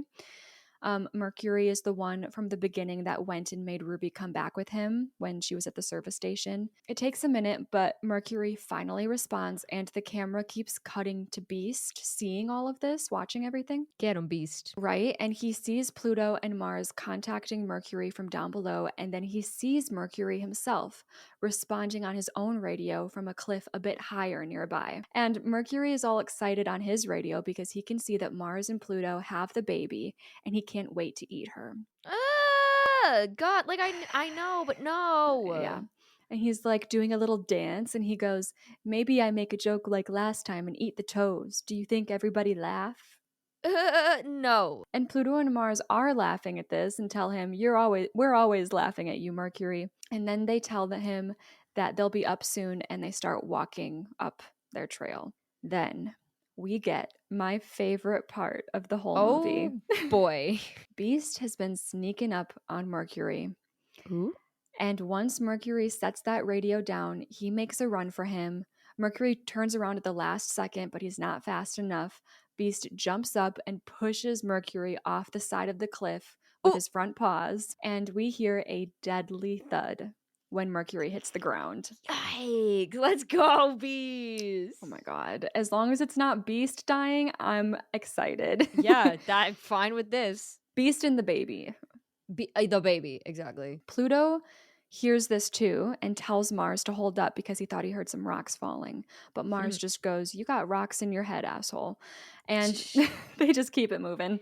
Yeah, whatever. Then back with Beast, he grabs up the radio between his little teeth and he just pitter-patters away. Oh, you little legend. Now back with Ruby shackled up outside the cave. Papa Jupiter is back for the day and he walks up to her, he slaps her and then picks her up off the ground so that they're eye to eye. Okay. And he says, "I heard you tried to run away. I heard you were messing with Grandpa Fred. I fixed Grandpa Fred real good." Mm. And he laughs and slices his finger across his throat. And Ruby's just listening to all of this, like in distress. She doesn't talk back, but she's like scared. Yeah. Then back to Doug. He makes it back to the trailer to Brenda and Bobby, and it's quiet in there. Everybody's grieving Big Bob and Lynn. The baby's been taken. And if they don't get help, Ethel's going to die soon too. Not to mention that they've been completely robbed of anything useful for survival or defense. So, like, right? girl, what would you do? What's the plan? I mean, the number one, I think the number one concern is getting the baby. Like, that's the only concern that I think you can have at this point. Obviously, there's a lot of other things to worry about. And it's not that Ethel doesn't matter, but I think your concerns have to be with like the 7-month, whatever, old baby. And I'm just probably charging into the hills and looking. But with what weapons? No weapon. It doesn't matter. I have to. You're find the ready to baby. like throw down with fists. I'm not ready to, but if my gotta. baby is there, like, I feel like That's all you can do. that's all you can do. I'm not gonna just leave. Like, you know what I mean? I don't know. I just feel like you can't just leave Yep. the baby with them, I feel you. regardless. It's probably a low survival percent, but I feel you. Yeah, I would be in the same boat for sure. because I just don't see any other option. Yep. So back into the hills, Pluto and Mars have finally shown up at home with the baby, which Mama and Papa Jupiter are very excited about. And Papa Jupiter orders Pluto to go get Mercury because they don't need to keep watch anymore. And then he holds the crying baby Katie up to his family and proudly says, "We've caught us a young Thanksgiving turkey." Ew. And then he gets serious and walks up close, getting in Mars's face and asks, "Did you kill them all like I told you to?" Ooh. We cut to the trailer. Ethel is coming too, and she's just kind of talking nonsense, really out of it, talking about how small and messy trailers are. Yeah. And she asks Doug, "Is Daddy back yet?" And he just says, "No, not yet." And she asks about the kids, her kids too. And Doug lets her go on believing that all of her kids are still alive. Yeah. And she's shivering, asking for another blanket. So Doug gets her one and she thanks him. And that's when the trailer power completely goes out. Not the trailer. What? And they Wait. realize the battery must be dead. Oh. Yeah. That everything's going so well for us. Anything that can go wrong is what happens in this movie. I could see that. And then they start hearing noise from outside. And they're like, shit, the hill pack is back. Brenda is screaming her head off. She's like terrified that they've come back for her. Yeah. And Bobby starts shooting through the trailer door, which I'm like, maybe you want to save those bullets. But Right. okay. We only have a limited amount of bullets. Yeah. And it's quiet after the shots, though, for a second. So Bobby gets excited thinking he's got them. Uh-huh. But then we hear a radio sound out from outside. And it's Papa Jupiter trying to address Mercury, saying, Okay. Mercury, are you all right? Where are you? Still no more noise, no footsteps, just the radio. So Doug slowly opens up the trailer door and they find the radio on the ground. And then Doug gets knocked down by none other than Beast. Oh, Yes. Beast is just being playful. He's like, hey guys, I'm home. I'm back. And he brought that radio after, killing Mercury. Oh, right. So they're all relieved to see him. The radio starts going off again, and we hear Papa Jupiter asking Pluto what he's found, and Pluto tells him that Mercury is dead and that he was pushed off a cliff. And Papa Jupiter is pissed and screams out, demanding to know who killed his boy, and Pluto says, Devil Dog. The big bastard's tracks are right on Mercury's chest. Ooh. And Papa Jupiter responds, Pluto, you get back here. We got some things to do. I don't like that. And Brenda, Doug, and Bobby are just looking at each other like, shit, what are we going to do? Right. What do we do? Up in the cave, the hill pack are slowly roasting Big Bob over a fire. Oh. They got him like on a slow roast spin cycle. That's an image. That's nice. I'm pretty sure Papa Jupiter's eating his arm like a drumstick, and he has Okay, bye. and he has this huge monologue about how he thought Big Bob was smart. Like he's talking to Big Bob.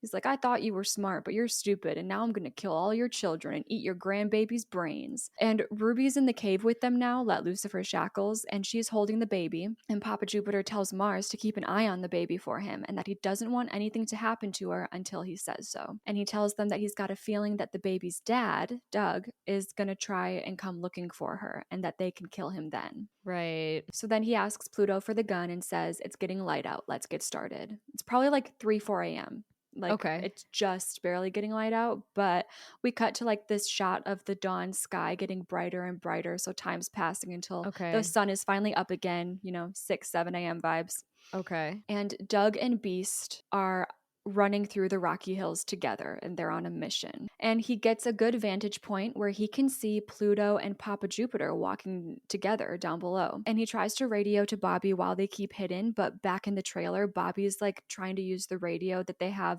to still send out that SOS and find a good frequency and everything. Yeah. He's getting annoyed at Brenda because now he's really focused on this radio, but Brenda is like screaming and crying again. She does that a lot in this movie, and I can't lie, she has a really annoying scream and cry, but like you gotta have empathy. I definitely have empathy, but also like this is a situation where I feel like it is not serving any purpose. Yeah, and I'm thinking the same thing, and so is Bobby, because he's like, will you shut up? But then he looks and sees that Ethel has like officially passed. Oh. They don't have much time to grieve, though, before they suddenly get an answer back on the radio. And a voice says, hello, this is Air Force Rescue. We hear you loud and clear. Oh. Bobby quickly starts to explain that they're under attack. 3 of them are dead. A baby's been kidnapped. And the Air Force is like, okay, hold on. What are your defensive capabilities at this time? And Bobby tells them they only have 1 gun and 2 bullets.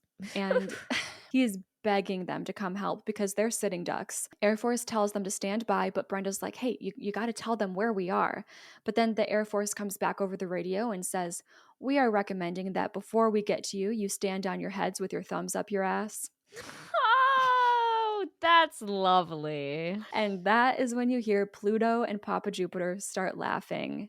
And damn it. yeah, Bobby and Brenda realize it's them and that they've really fucked up by telling them they basically have no defense. Yep, they really did. Wow, they really did tell them that. So we cut to Papa Jupiter and Mars, and they're ready to head straight to the trailer and attack. But they aren't the only ones on the attack. Beast still has his eye on them from a distance. Ooh. Doug is still with him too, and seeing that Pluto and Papa Jupiter are headed for that trailer, so he tells Beast it's his turn at bat, go get him. So Beast runs off. Oh my god, Beast. It's the most tense I am throughout the whole movie is like when Beast is trying to help. I'm like, oh dear. Protect this puppy. Yeah.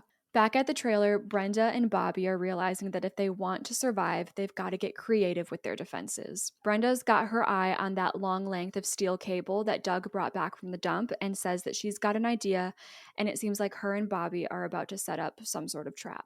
Oh my gosh, are we gonna Home Alone this shit? Mm-hmm. Let's do that. Let's set up a trap. I'm a fan of that. I love a trap. Me too. Speaking of traps, there's a movie called Trap that's really awful, and I might want to tell you about it one day. Oh, okay. Let me know. Papa Jupiter and Pluto are running closer and closer, but Beast is waiting for them hidden behind some bushes, Oh my god, come on, Beast. and it's time for him to go in for the attack. Pluto hears something coming, so he stops and is looking around. Papa Jupiter is still running ahead, and Beast comes out of nowhere and knocks Pluto to the ground. Okay. Pluto drops his dagger in the process into the sand, Good. and he's trying to reach out for it, but Beast has him by the ankle and is really chomping down. Good. But Papa Jupiter hears this and comes running back and starts taking shots at Oh, no, no, Beast. no, no, no, no. But he keeps missing because that's what everyone does in this movie. True that, true that. So there are so many moments where Pluto is so close to grabbing that dagger, but Beast manages to keep dragging him just out of its reach. There's another shot from Papa Jupiter. He's gotten even closer, and this shot gets Beast to run off to safety because he's getting too close, but none of Okay, them hit. yeah. Okay, okay. That's fine. Hey, you know what? We attack, we retreat. That's fine. Yep, Beast Good is job, good. Beast. Yes, clap Beast. He knows, it's time to go hide out for a bit, for a sec. Okay. And Pluto's ankle is left looking gnarly. We get a shot where Ooh. we can literally see the bone sticking out. Yikes. And Papa Jupiter is pissed, like he always is. Yep. So he gets on his radio and contacts Mars, and he tells him, kill the baby. No, no, no, no, nope, nope. Not happening. Doug hears that from like where he's been watching everything. Yeah. And he tears off running to try to find this cave. Up at the cave site, Mars calls into the cave for Ruby to bring the baby out, that it's time to kill it. And Ruby isn't happy about this, but she brings the baby out to him all wrapped up in blankets and tells him not to do it until she's away because she doesn't want to see it. Mars takes the baby and walks her over to this big stone, but when he Yeah. unravels the blankets, it's the piglet that they stole from Fred. Oh. And by the time he spots her, Ruby is fully sprinting away with baby Katie in her arms up the rocky cliffs. Interesting. Ruby's such an interesting character. 'Cause you're Right. like, why is she like have such different ideals and standards and everything than the rest of her family? If like all she's really known is that. Plus, I guess Fred, but still. I think it might be a weird thing with like gender roles. It still honestly is surprising to me that she will stand up to them and knows that what they're doing is wrong, even though she's a victim of them, because that's like all she knows and she's never seen anything Yeah. else. So like big props to her still. Yeah, cool. And Doug hears the baby's cries, so he follows them and he and Ruby run into each other's paths. And he screams at her to give him his baby, and she immediately hands Katie over. Okay. And she sees that Mars is running up at them and screams at Doug, let's get out of here. Back down to Bobby and Brenda. They're finishing up setting up their trap, and this final part of their plan is a morbid one. He's carrying their mom's corpse and propping her up in a lawn chair a little bit of a distance away from the trailer. And they're both crying about what they're doing, like how they're using her, but they gotta do what they gotta do. Yeah. Ugh. Now we cut to Pluto limping around the hills, and Beast is still tracking him, like being sneaky, stealthy. All right, Beast. Pluto notices and starts throwing insults at him, like saying he's gonna strangle him with his own guts and just shit like that. Yeah. Yeah, normal vocabulary for these guys. I guess so. But Pluto doesn't get the chance to do that because Beast jumps for his throat, tears out his jugular, and kills him. Oh yeah, that's what I'm talking about. Oh my god, I love this dog hero of this film. It's like so unexpected and so incredible. You really need it too after what happens to Beauty. You're like, oh my god. There's a little bit of redemption. So emotionally attached to Beast. Like, please, you can do it. Down at the trailer, Brenda and Bobby are watching and waiting as Papa Jupiter finally makes his way down, and curiosity leads him to Ethel's corpse in that chair, which means it's go time. So Brenda tells Bobby to fire it up. He's sitting in the driver's seat of their car, and he turns the key in the ignition. The engine roars to life, and we keep the car in park, but he steps on the gas, so the tires go spinning. Okay. They've taken their back left tire off and replaced it with that metal rope, that cable, steel cable. Yeah. And they've trailed that rope all the way to the spot by Ethel and lassoed it. So when he hits the gas, the lasso tightens up around Papa Jupiter's legs, and he's Oh. getting dragged closer and closer through the desert at a good 20 miles per hour. It's a wild shot. Ooh. Like, it looks like a stunt, like real, and it's insane. That is crazy. But the steel cable's old and brittle, so after a good 30 seconds, it snaps around the tire cylinder thing, Yeah. and everything comes to a halt, and now the car won't start up again. Oh, of course it won't. So Papa Jupiter is yelling and screaming. He's angry. He somehow is angrier. I didn't know it was possible. It's possible. He gets himself loose from the cable, and Brenda and Bobby go running into the trailer. And when they run inside, they both are plugging their noses. So we're like, what's going on? Oh. And Brenda runs to the back, but Bobby turns and sets up these two matches with duct tape at the bottom of the trailer door. And on the floor, they have the striking surface part of a matchbox taped in Yeah. place. So Oh. when this door is opened again, those matches are going to light up because they're going Ooh, to scrape okay. again. They're going to This scrape is against that. fun. Yeah, it's very creative. And we get several shots then too of these propane tanks that are set up inside the trailer, and they're letting out gas. Mm-hmm. So, with all of that set up, Bobby and Brenda then jump out of the opposite side of the trailer out the back window, and they run and hide out behind a nearby tree. Papa Jupiter makes it to the trailer door, and he pauses and takes a listen. And Bobby and Brenda are waiting and watching until finally we get a kaboom, and the trailer Woohoo! explodes, and Bobby and Brenda scream out in celebration, Yeah. but only for a few moments, because then Bobby gets this look on his face and he starts running toward the fire because he says he's got to be sure. Okay. Yeah. Yeah. And honestly, I hate to say it, Brenda is fucking annoying right here. She is screaming. She's always screaming. Girl, just stop. She's screaming at the top of her lungs at him not to leave her alone, like over and over, while he's just walking through this wreckage trying to find the body of Yeah. hopefully of Papa Jupiter. Yeah. And then a huge hand wraps itself around his mouth from behind him. What? Papa Jupiter somehow survived the No. explosion. Come on, man. No. That's gimmicky. That's like, how did that happen? That's upsetting. He picks up Bobby in like a full on wrestling move and slams him down on the ground. Oof. But thankfully, Brenda makes up for her annoying ass screams by running up behind Jupiter with an axe and plunging it into his back. Yo. He stumbles back, and Bobby has the chance to grab his gun and use their last two bullets to officially kill Papa Jupiter. Oh my god. Yeah, Jeez, that took us. Oh, that man had like 9 lives. right? Yeah. He really did. He really did. He got through a lot. Back into the hills, Doug and Ruby are still running away with the baby, and Mars is close on their tail. Okay.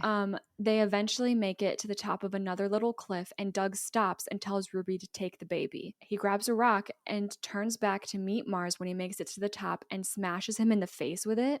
Whoa. And they both go tumbling down this hill. Okay. At the bottom, Doug immediately goes running.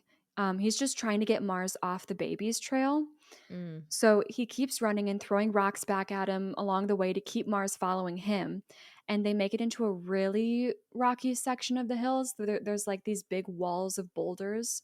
So they both enter stealth mode now. We're trying to be sneaky. Okay. And Doug realizes where he's chosen to hide out for a second is about 2 feet from a rattlesnake. Oh, and we're back with the rattlesnakes again. Ethel knew. She did. Mars sees this, like he sees him and is going to close in on him. He knows he's got him cornered. But Ruby comes running up behind him. She doesn't have the baby. She's hidden the baby somewhere. Okay. And she's screaming at Mars to take her instead and leave Doug alone. Oh. And she keeps throwing like rocky sand in his face, and it gets him worked up enough that he starts to go after her. So Doug gets up from his spot between the boulders now and keeps eyes on them. But then all of us hear baby Katie crying. Ooh, And no, we no. get this quick shot of her like in the nook of these rocky hills nearby. Mars specifically hears that, so he decides to start running after the baby's cries now. Doug sees this, sprints after him, manages to catch up, and he tackles him to the ground. Mars, though, quickly overpowers Doug and is trying to bring his dagger down on him, but Doug is putting up like a good fight. Okay. And where they're scuffling, Ruby sees another rattlesnake. Oh, no, not more. So she captures it. She manages to capture it. Oh, Carries it over to the men and guides its open mouth right against Mars's neck. Yikes. Okay, girly pop. The rattlesnake bites him and he falls back on the ground in pain. Doug takes the opportunity to grab the dagger, Mars's dagger, I Yeah. think. They might have both had them. I don't know. It's all very like chaotic. Yeah, it sounds chaotic. He's got a dagger and he starts repeatedly stabbing Mars in the chest, and Ruby is standing to the side crying because like that's her brother at Yeah. the end of the day, and it's horrible to see. And Doug just keeps going. We're in this POV where like we the audience are Mars, and Doug keeps bringing that dagger down over and over on us to the point of Oof. overkill. I would say he's going crazy. Yeah, he's like, I mean, his baby was stolen. Like, he's got a Yes. lot of anger. Yeah, spit all over the camera lens. The movie ends with him just kind of hyperventilating as he looks down at what he's just done. And then it just like cuts to credits. Really? They Yeah. just call it there? What I take from that is they're gonna be, Ruby's gonna make it out of here. Yes. He's gonna get the baby's gonna be okay. They'll figure Yes. some way to make it out. We still are like trapped because like how That's are so we gonna, true. yeah, how are we gonna get help? But I just, for my own sake, I'm just choosing to believe that they will. The Mama Jupiter she's like still chilling in that cave. I was gonna say, I don't think we killed every single one of them. Mama Jupiter's the only one that survived outside of Ruby, which we're happy about Ruby surviving because she helped us Yeah. out. But yeah, no, but Mama Jupiter isn't really a threat. She is like, she's basically drunk the whole time and like barely there, and she's not a threat to anyone. Okay. So it's like, that is such a weird way to end a movie. I feel like, in the sense that it's not just that it's open-ended, it's open-ended in a way where it, like, I feel like you don't get like a full closure conclusion Mm-hmm. kind of feeling, because they could still die, which is Yes. crazy. Yeah. There is a sequel. I'm curious. I think the sequel came out in like 85 and this was 77. Okay. I don't know if Wes was involved in the sequel though. I'd have to look. And I have no idea if it's like the same family, because I'm curious to know, like, if it's the same family, what the hell is the sequel about? Yeah. But yeah, and it's also like interesting the way it ends. I feel like it wants you to kind of feel like Doug was brought down to their level. I can see that for sure, because you're then put in the the POV of Mm-hmm. the planets, I guess you could Mm-hmm. call them. Yeah, the planet family. The planet family. It's interesting. It's interesting because obviously we have empathy for Ruby and her situation, and it's like, well, could the whole family have been rehabilitated if they'd gotten the proper help that they needed? I don't know. But at the end of the day, it is very much just like a horror movie, and you got to do what you got to do to defend Yeah. yourself. I don't look at, our main family and think they did anything bad or wrong in any sense. You know what I mean? Like, Agreed. it's they're defending themselves. It's self-defense at the end of the day, Yep. no matter what. I obviously, you look at Fred and you can look at how he kind of caused it Mm-hmm. by being neglectful, Mm-hmm. but that's not on the family. Yeah. This new family. So Yeah. And it's only that last shot, how it makes you feel in that last shot where you're yeah. like, oh, should I not be celebrating this right now? But like, it is what it is. I do enjoy that switch of perspective at the end, though. I think that's really cool. Yeah. One thing I loved about this movie too was like the continuous POV shots from the hills, and like the hills have eyes, like we are the eyes.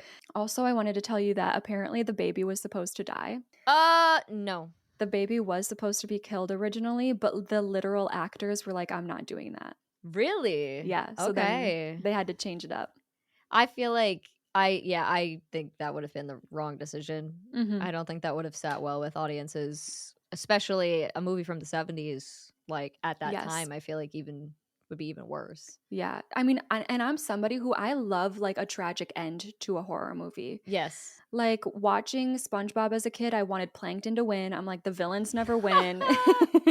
So like when a horror movie really goes there and like just makes it as depressing as possible down to the end, I'm right there with it. But I think because of Beauty dying and the family, and like this is just a little baby. So many of the family members have died, the mom of the baby, and I think I needed that hopeful ending of like, okay, the dog's alive, the baby's alive, at least we have that. Right, because there was enough tragedy in this movie. Yeah. There was plenty of that. There was enough shock factor. We didn't need more. So true. Okay, well, my survivability score, I gave myself a 9%. Okay. I really don't think I could do this. Even like Brenda's idea at the end with like the steel cable and being like, okay, we're gonna drag him to the trailer and then we're gonna blow this trailer up. And I'm like, I could never figure that That's out. also, like, insanely far-fetched. Yes. So, it's like, Yes. would that have worked? Like, no. Yeah. Um, I think for me, like, the reason I have to go pretty low, I haven't even decided on a number yet, but I just keep thinking about the baby being there and, Mm-hmm. like, knowing that it as soon as that baby is taken, I'm probably just running headfirst into their freaking lair because it's like, I I'm not just gonna sit around and be like, well, maybe we'll come up with a better plan. Like these scary people have a 7 month whatever old baby. Mm-hmm. And I think I would have run in there ahead of when Doug did. Okay. Yeah. I was thinking less than 10. I think I'm gonna say I was initially, you know what? I'll say 6. I was Okay. gonna say 5, but I will say 6. I think like everything goes wrong for them. No matter what Yeah. they try to do right, everything goes wrong and they're just screwed. You're in the middle of nowhere and these people are, they're strong Mm-hmm. people. You don't have much weapon. Like, yeah, I don't. The only thing that I can say like maybe I would have survived is like just like running away Yeah. in another direction. Maybe you come across something else, but the chances are low on that as well. So And then it's like, okay, so you got away from them, but now you're still stranded in a desert. It's like, what are we supposed to do? exactly. I feel like this is yeah, If I do the math in my head, which I should be able to, that gives us a combined 8%, right? Because it gives it us, or does it does. give us, yeah, because we round up. So it'll give We us do round up. 8. That's our lowest, right? I think so, which I think is very Yeah. valid. Hmm. Yeah. And I better not see anybody submit a 100% on Discord to their Don't be own. trolling. Because I know if you think you 100% got this, you got to take a step back. Yeah. But yeah, no, that's that. I'm happy I finally made it to this movie after trying so hard to like find a new movie for myself to experience to be able to tell, Right. and this one was definitely it's a memorable one for me. Memorable, yeah. I can't wait to go watch this one and cry a little bit. I will Yeah. cover when I see that dog scene coming, I will not be looking at Oh my, that. it's horrific. And now I got taught a lesson because I really, really should, especially I think with older movies, keep up with didthedogdie.com or does the dog die or whatever it is, because I'm going to take a break from that for a bit. You need a I little time. I saw enough. But let us know if you've seen the movie already, what do you think of it? If you're listening to the story for the first time, what do you think? And of course, would you survive?